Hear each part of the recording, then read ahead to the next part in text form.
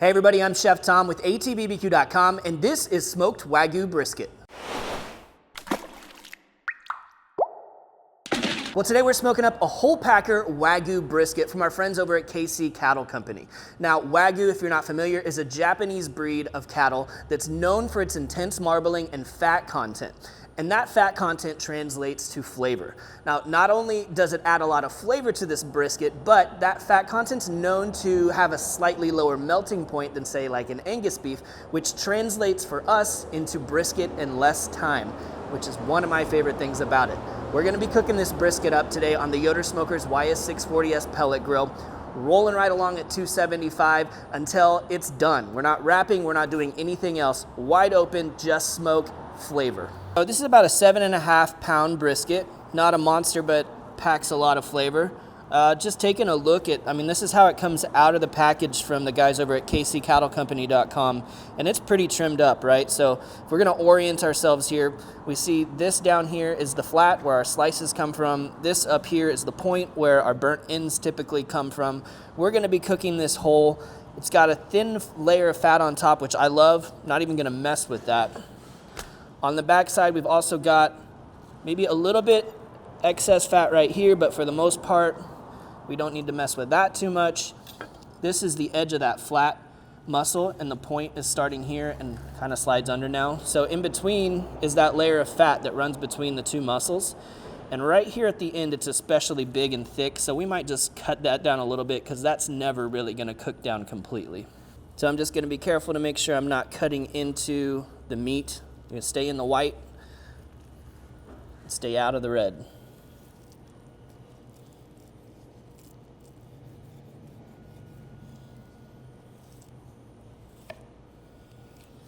And you can see this whole piece right here is just fat. There's no meat on the inside of that, so that's why we can go ahead and just get rid of that. If anything, we're just making this baby a little more aerodynamic.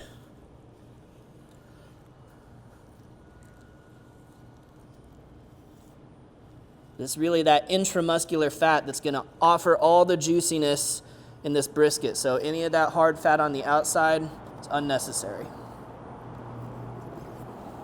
Again, comes pretty well trimmed up the way we want it. I'm not gonna mess with that really any more than I already have. So now the next question comes is, how do we want to affect the flavor of the brisket, and how do we want to add moisture, or do we want to do any of that? Honestly, with a brisket like this, you could cook it just the way it is with a little bit of salt and pepper on the outside, and I'm sure you would love it. But there are a couple of things that you can do to really safeguard against drying out a brisket, and one of those things is injecting. Now, typically I don't inject the point meat because there's really so much fat in there that melts down that it's just unnecessary.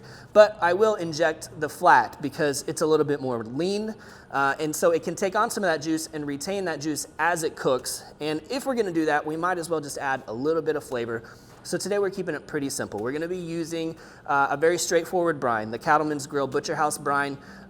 It's kind of your standard brine ingredients: sugar, salt, brown sugar, a little bit of garlic and onion in there as well.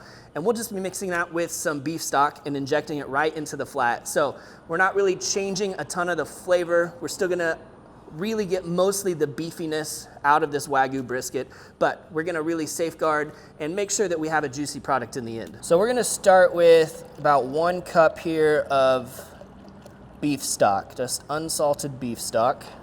And I'm gonna add to that 2 teaspoons of our Butcher House brine. Again, a very straightforward brine that typically you could just submerge your poultry or your pork or whatever you're brining in, but we're gonna actually just do a diluted version that we can inject into the meat. So get that into the marinade shaker. We're just gonna shake this up until it's dissolved. So again, knowing the orientation of these two muscles is important now, since we're going to be injecting one and not injecting the other. So typically you're talking about the fat cap side, the side that's gonna have the most fat on it.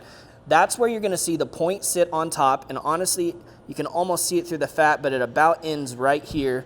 And then underneath, you can see right here, we've got strands that go in a different direction. So 2 different directions. This one underneath that sits flat, the flat muscle, is the one that we're looking for. So we can come back to this side where we cut out that big chunk of fat, and that almost entirely exposes the flat of the brisket. This is what we're gonna inject. So I'm using my pistol grip injector today. I love this tool. More so than just the little handheld one. I feel like I have more control this way. And what I'm gonna do is I'm gonna come in, the strands are running in this direction, so I'm gonna come in at a 90-degree angle, kind of poke around and create a pocket, and then just start to pump some of that liquid in there. And then we're gonna work in a grid pattern going back and forth to make sure we hit the entire muscle all the way through. So we're gonna be careful not to go too deep, because then we would just be injecting the fat layer in between the two muscles, and we actually want to get this liquid into the muscle itself.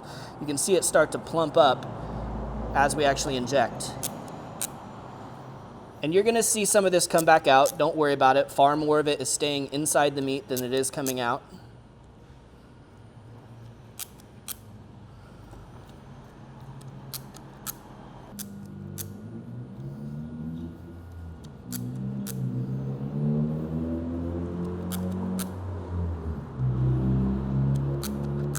Don't worry about over injecting this. Honestly, like whatever it can't hold, it's gonna push back out, and you'll kind of see here at the edges.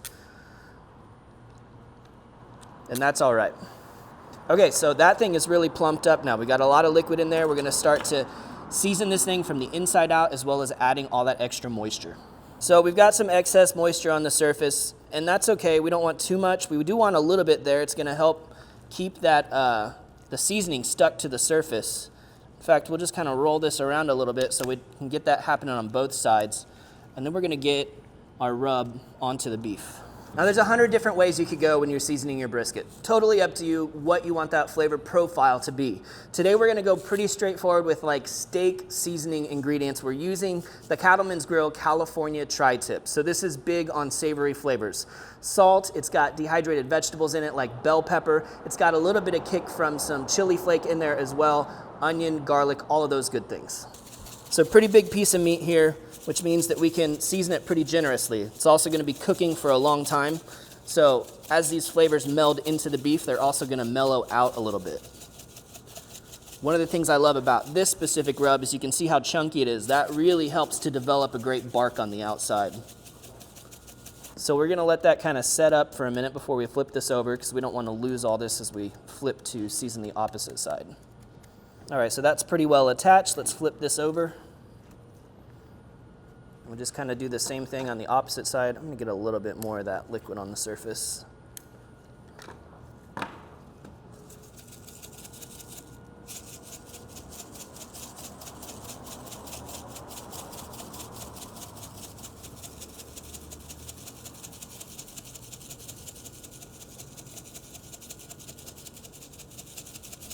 Just make sure we get all the sides as well. We can kind of use the board actually to mop up some of that, not waste any of this rub. But once we've got it seasoned on all sides, all we've got to do is wait until this looks moist on the surface. That's how we know that the rub's really stuck on there, and then it's ready to go on the smoker. Today we're burning hickory pellets at 275 in the Yoder. We're gonna be smoking up here on the second shelf. I'm gonna go fat cap down. It doesn't make a big difference when we're cooking on the second shelf, because we kind of already have our thermal barrier by just putting air in between the deflector plate and where we're cooking. So not incredibly important. Point side to the stack, I just kind of like the way that that smoke moves over and gets some color on that bigger hunk of meat down here.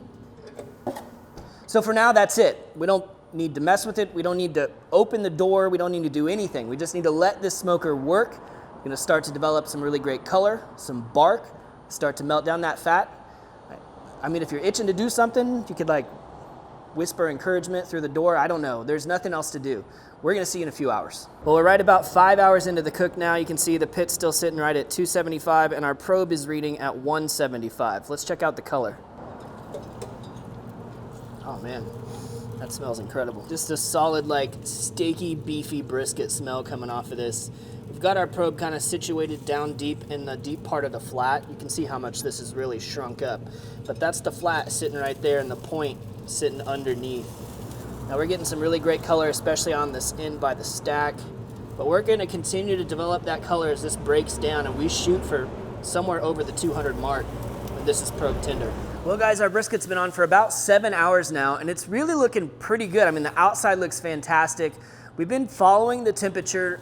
We're still not quite there in the flat, but as you recall, the flat is sitting on the top right now with the point underneath it, sort of wrapped around it. Now the point's getting really tender. The flat needs a little bit further. So what we're gonna do now is just flip it over to kind of get some of that radiant heat from the bottom onto the flat so we can really just finish it off in the next 10 degrees or so. And I'll kind of show you guys what I'm talking about here.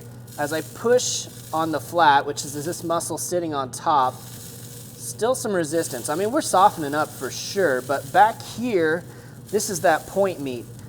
And as I push into that point meat, very little resistance. So we're just gonna turn this over just to help it along just a little bit. Put that fat cap on top. As you can see, and the fat cap looks fantastic. Great color on there. We just need a little bit more time for the flat to get tender. So slide that probe back in, and we'll be back soon to check on it. Well, now we're about 9 hours into this cook, and I misspoke earlier when we flipped the brisket over. That was about 8 hours into the cook, not 7 hours into the cook. The day's getting long, I got a little mixed up. But now that we're temping up over 205 on the internal temperature on the flat, and more importantly, it's probing super tender, we're ready to pull this thing off. All right, so now poking around on the flat over here, really getting very little resistance, which is great. That's what we're going for. Point meat up here is like butter, but we've got this great crust on the outside, fantastic bark. You can see how much this thing has shrunk up. I mean, it was a little guy to start with, but still looking beautiful. Let's pull it off. Gosh, it smells incredible. Just look at the movement on it too. I mean, that's loose, right?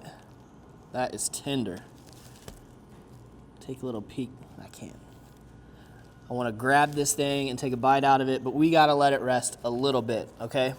So we're going to wrap this up. We're going to stick it in the cooler and just give it a good 20, 30 minutes to rest. Hold in some heat this way by wrapping it. Stick it in the cooler so it continues to hold its heat. We'll be able to slice into it soon.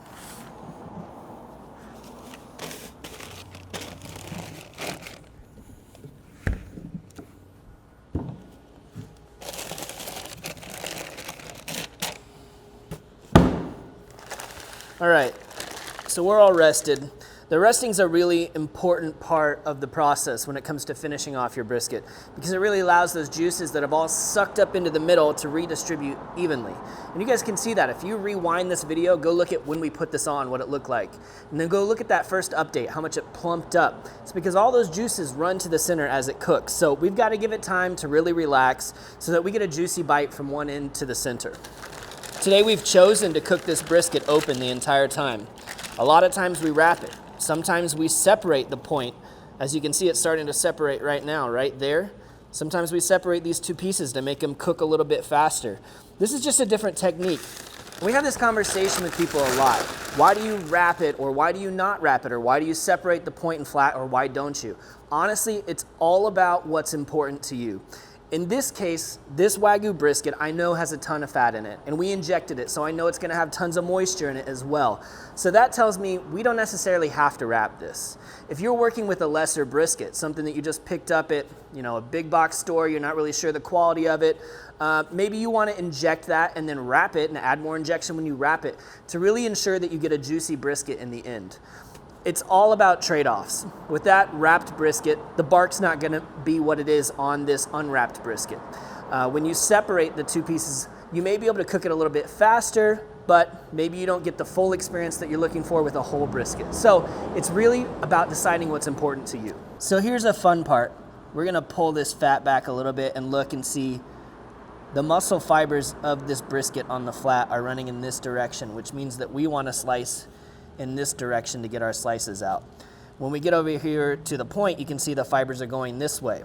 So that means we're gonna start cutting this way, and then eventually we're gonna run into this top piece of meat and we're gonna have some decisions to make. We'll get there.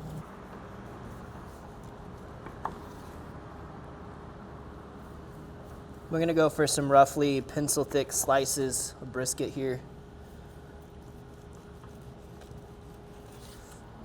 Let's see what we've got in the middle here. Wow. Well, that's got a nice little hang to it. Definitely looks juicy in the middle. pulls right apart. So I think we're really right in that sweet spot when it comes to this flat meat, and that's what we were going for. Let's come down a little bit further and take a look at our point meat.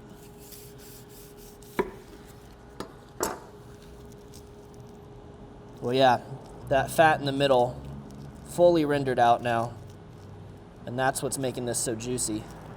This is not necessarily the way we would do burnt ends, but when it comes to doing a whole packer brisket, sometimes you get to the end here, and then what you're gonna have is your chopped point meat, right? It's got all that extra fat in it. And then you're gonna have your slices. It's gonna be the bit more lean meat. And that's kind of the cross section of both that you get. My favorite, certainly a mix of the both, but I love that point meat on top. Oh, just melts in your mouth. Bark is fantastic. Great texture on the outside. I don't feel like there's any flavors that just steal the show. It's just beefy. I mean, that's some quality beef for sure. Let me get a little bite out of this slice here. That bit of fat cap on it. Oh man. That fat makes all the difference. The way that crisps up on top, that's the payoff you get from creating that bark without ever wrapping this brisket. But thanks again to KC Cattle Company for sending over this brisket. The Wagyu experience is truly an experience and something worth checking out. I mean, the way that fat melts in your mouth it's really something special. Thank you guys so much for watching. Be sure to check out atbbq.com for all the products featured in today's video. If you enjoyed the recipe, hit that subscribe button. And if you have any questions or comments or there's anything you'd like to see me cook, let me know in the comment section down below. Let's be good to one another. For more recipes, tips, and techniques, head over to atbbq.com/thesauce. All things barbecue, where barbecue legends are made.